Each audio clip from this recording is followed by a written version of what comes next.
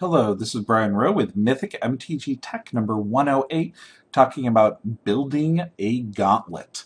Now, when I talk about gauntlets, I'm not talking about the classic 1990s video game Gauntlet, which I greatly enjoy, or Card Kingdom's new campaign, Gauntlet, A Call to Engage, which I'll be talking about a little bit later this week. What I'm talking about is a gauntlet in the concept of a challenge or difficult process that an individual has to go through in order to survive. I recommend that whenever you build a deck, you have another series of decks ready to test the strength of that deck, also known as a deck library, a group of decks that you can play against each other in order to learn a format, to learn a way of playing Magic. I love deck libraries. I've built several, and I'm going to talk about those a little bit more in depth throughout this video. Why would you want a gauntlet? Gauntlets help you teach the game to new individuals.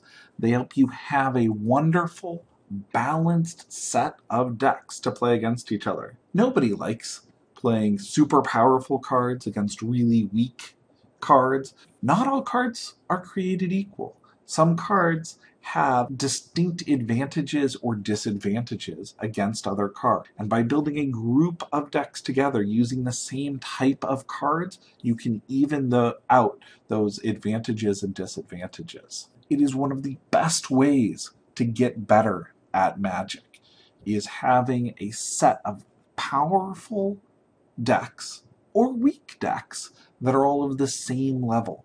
If you just play against random people of different types of decks, even if they're all standard decks, the differences in individual resources matter more than the skill. But by having decks of the same level, you're able to get down to the playing skill difference. One of my absolute favorite type of deck libraries to build is Pauper. Pauper is full of some amazing cards. Online, they've banned some of those cards, like Hymn to Turok or all the Storm cards. In paper cards, though, I definitely like using those extremely powerful cards because Pauper feels a lot more like Legacy at that point. But you're able to build 4, 5, 6 different types of decks that are extremely strong and extremely inexpensive to play against each other. In building a Pauper library, I definitely recommend having a black deck that has some discard to it, a red deck with some burn.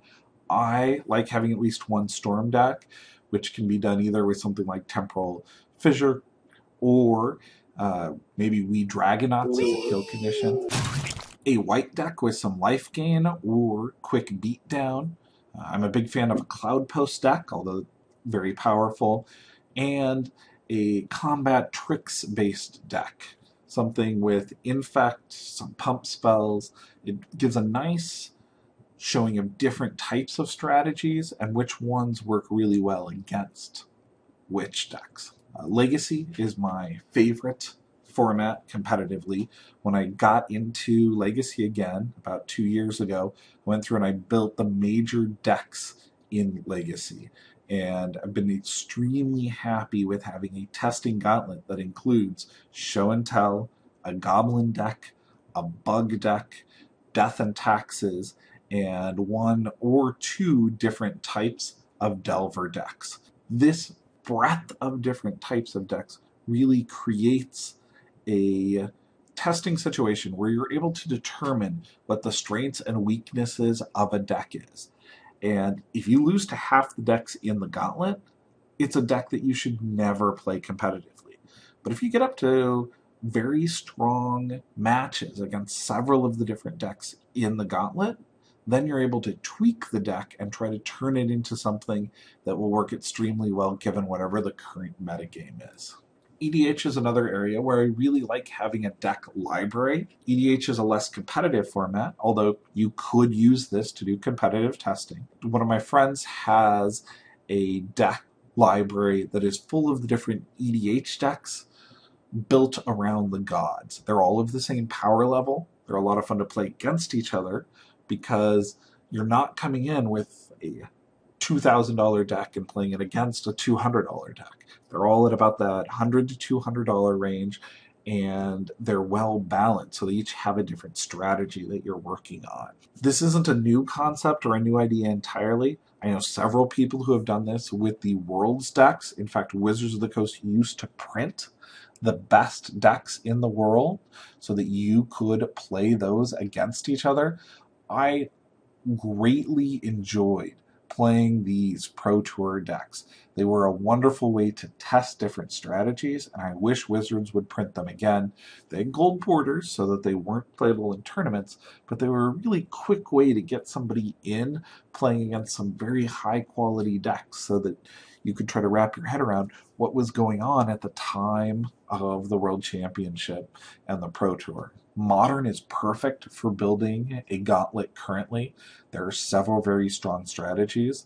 In preparing for the Pro Tour qualifiers this summer, I would definitely build Splinter Twin, Pod, something with control and snapcasters, probably a red, blue, white variant, robots, and a zoo deck. The other thing that hasn't seen a lot of play recently, although will be a factor, is rock-type decks with Liliana. If you can beat several of these different archetypes, you'll be in good shape moving into the Pro Tour qualifiers.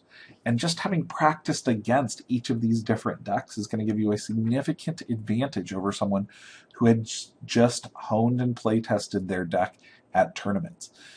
Knowing how to play against Splinter Twin and knowing how to play against robots matters a lot. It swings those matches in your favor if you know what to counter, what to burn, why, and how. Standard is one of the most difficult formats to build a gauntlet for because they continually change the metagame.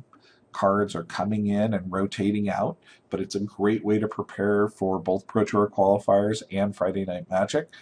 I would recommend looking heavily at decks with Supreme Verdict and control aspects, those also with Monsters and Domray, and then Black Devotion currently. Block is played so much less than everything else, it's very difficult to predict the metagame going in. I strongly suggest looking at the most powerful cards that are having an impact in Standard or in Modern and seeing if there's a way to build around those cards in Block. Elspeth is clearly a playable Standard card and should be a force in Block. Anger of the Gods is keeping Zoo at bay in Modern and needs to be dealt with if you're going to have a creature-based strategy that has smaller creatures. This is one of the best ways to test for the Pro Tour is try to come up with as many different decks as you can, play them against each other, and filter it until you have a set of what you believe to be the best decks in the format. No matter what you are building a gauntlet for, do not leave burn out. This should be your baseline, very simple, easy to build deck. Choose whatever the fastest, most damaging red cards are and put together a mono red or a red with a slight splash deck. There will be someone who shows up at tournaments and plays this deck. And if you cannot compete with this deck, you better be able to beat everything else in the metagame or you're just gonna get blown out. I used to use just a deck of all lightning bolts when I was testing for Vintage very early on. From a practical perspective, I definitely recommend labeling the decks that are in your gauntlet. It's so much easier to find them and you're going to save a lot of time if you label those decks. So if you've got any ideas to add here, please feel free to share.